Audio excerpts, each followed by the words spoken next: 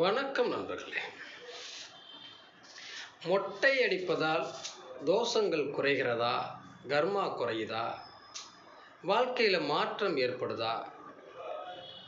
இப்படிலாம் நம்ம பல கேள்விகள் இருக்கும். நாம் எந்த ராசி லக்கணமாக இருந்தாலும் இறைவனுக்கு மொட்டை அடிப்பது என்பது அது ஆரம்பத்திலிருந்தே இருக்கு. இப்போ நீங்கள் நம்ம யாராக இருந்தாலும் சரி, குழந்தை பிறந்ததுக்கப்புறம் முதல்ல மொட்டை அடித்து தான் விடுவாங்க அவங்கவுங்க குலசாமிக்கு போய். இந்த தலைமுடி அப்படின்னா நம்ம எதை சொல்லுகிறோம்? அதுக்கு காரக கிரகம் கேதுவை சொல்கிறோம். இப்போ ஒரு தாயினுடைய வயிற்றிலிருந்து இந்த குழந்தை பிறக்குது. அப்போ தாயோட கர்மாவை வாங்கி வரும். அந்த கர்மாவை குறைச்சிடணும் அப்படின்னு எல்லாருக்கும் தோணும். கேது தான் மோட்சக்காரன், ஞானக்காரன், நம்முடைய பிறப்பினுடைய கணக்கு வழக்குகளை எழுதக்கூடியவர். அப்போ அந்த கர்மாவை குறைப்பதற்காக பிறந்த முடியை போட்டுறணும். ரொம்ப நாளாக போட முடியலையே சொல்கிறவங்களாம் இருப்பாங்க. நிறைய பிரச்சனைகள், தடைகள், அதனால் எங்களால் அந்த மொட்டை போட முடியாமல் போச்சு, இப்போ போடலாமா அப்புறம் போடலாமா அப்படிங்கிற கேள்விகள் நிறைய பேர்கிட்ட. இந்த மொட்டை போடுறதுனால இதுவரை அது தாய் வயிற்றிலிருந்து வளர்ந்ததுனால தாய் வழி கர்மாவை சுமந்துட்டு வந்திருக்கோம்.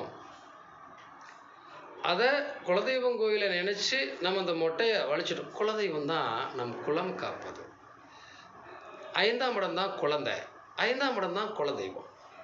அப்போ அந்த குலதெய்வத்துக்கு இந்த மொட்டையை கொடுத்துட்டா நம்ம கர்மா தீந்துரும், நம்ம கஷ்டங்கள் மாறிடும், ஒரு மாற்றங்கள் ஏற்படுங்கிற ஒரு நம்பிக்கை நமக்கு அப்பறந்தே இருக்குது.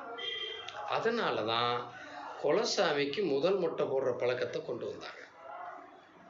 அந்த முதல் மொட்டை போடுறதுனால இந்த குலசாமியினுடைய அருளும் நமக்கு கிடைச்சிரும். பாதிப்புகளிலிருந்து நம்மளால் தப்பிக்க முடியும். இந்த குழந்தை அந்த கர்மாவை விட்டு நீங்கி வாழ்க்கையில் மகிழ்ச்சியாக வாழும் அப்படின்னா அதுக்கப்புறம் ஒரு தலை பிரசவம் பிறக்கிற ஒரு குழந்தை தாய்வழி வீட்டிலேருந்து வரும்போது குட்டியாந்து மொட்டையடித்து காது குத்துவாங்க, பார்த்துருக்கோம் இல்லையா? இப்போ இந்த அமைப்பை உருவாக்குவதில் மொட்டையடிப்பது முதல்ல கேதுக்கு தான். பிறப்பினுடைய ரகசியத்தை சொல்லவர் கேது தான். அந்த கேதுனுடைய தோஷத்தை குறைப்பதற்காகத்தான் மொட்டையடிக்கிறோம். கேதுனா சாமியாரும்போம். அப்போ நான் என்னை ஒன்றுமே இல்லாமல் பொருள் இல்லாமல் பிடுங்கி விட்டுச்சு, நான் கோயிலில் போய் மொட்டை அடித்து சாமி விட்டு வர போகிறேன், கடவுளே என்னை காப்பாற்று அப்படின்னு முடிய சிறைக்கிறோம் இல்லையா? நிறைய விஷயங்கள் அதில் அடங்கியிருக்கு. மொட்டை அடிப்பதில் தோஷங்கள் குறையும்.